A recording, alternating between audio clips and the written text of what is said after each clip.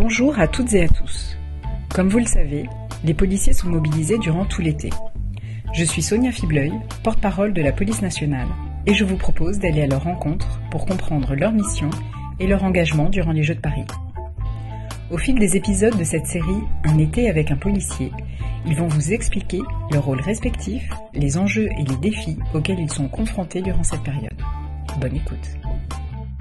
Aujourd'hui, je suis avec Olivier Brun, qui est le chef de la mission Jeux pour la police nationale. Bonjour Olivier. Oui, bonjour Sonia, je suis effectivement Olivier Brun, chef de la mission Jeux olympiques et paralympiques au cabinet du directeur général de la police nationale. C'est une responsabilité qui m'a été confiée il y a maintenant 1 an et demi, à la fin de l'année 2022, pour préparer cet événement exceptionnel. Alors effectivement, il faut une préparation bien en amont, et ça fait déjà quasiment 2 ans en fait, on peut le dire, que tu travailles là-dessus. Est-ce que tu peux nous dire combien de policiers seront mobilisés, comment s'organise la planification ? Oui, l'objectif 2 ans parce que il faut faire en sorte que la police nationale soit parfaitement préparée. C'est ce que nous avons fait avec une petite équipe que nous avons constituée, composée de représentants de l'ensemble des directions de la police nationale impliquées dans cette préparation. Cet événement-là est majeur. Il y aura sans doute plus de 10 millions de spectateurs sur les sites olympiques et probablement pas loin de 4 milliards de téléspectateurs devant leur télévision le jour de la cérémonie d'ouverture.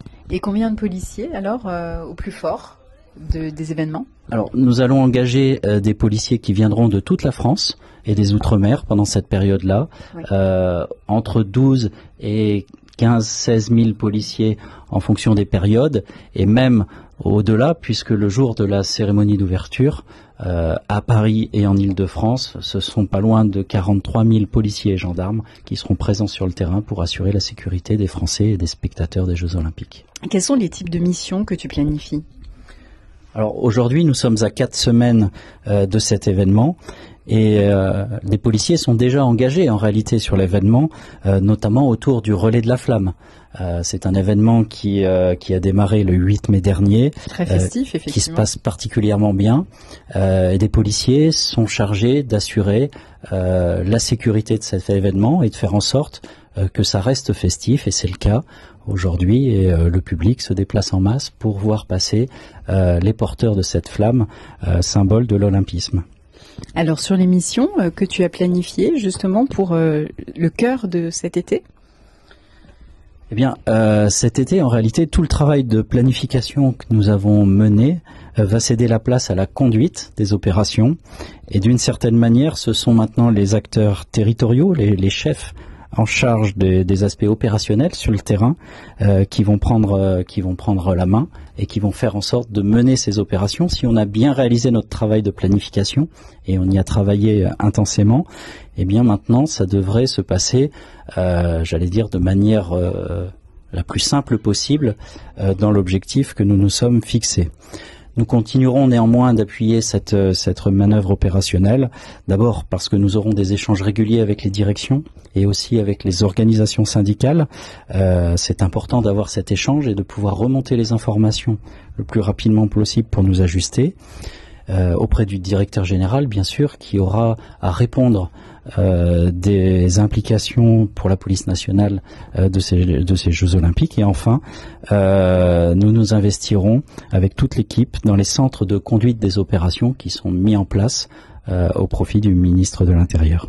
Donc concrètement, tu dis qui est où et qui fait quoi durant l'été et durant cet événement, c'est bien cela ? Alors ça, c'était le travail de préparation, et ensuite, c'est plutôt l'état-major de la police nationale qui assurera le suivi exactement des forces qui sont déployées. Donc, pour assurer un tel événement, beaucoup de préparation, et puis hop, l'opérationnalité, le go live, on va dire juste après. Qu'est-ce que tu as prévu, Olivier ? On y est effectivement quasiment. Qu'est-ce que tu as prévu, Olivier, pour l'après-été ?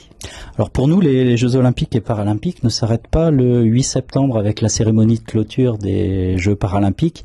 ni même avec le 9 ou le 10 septembre et le départ des derniers renforts et leur retour à leur domicile.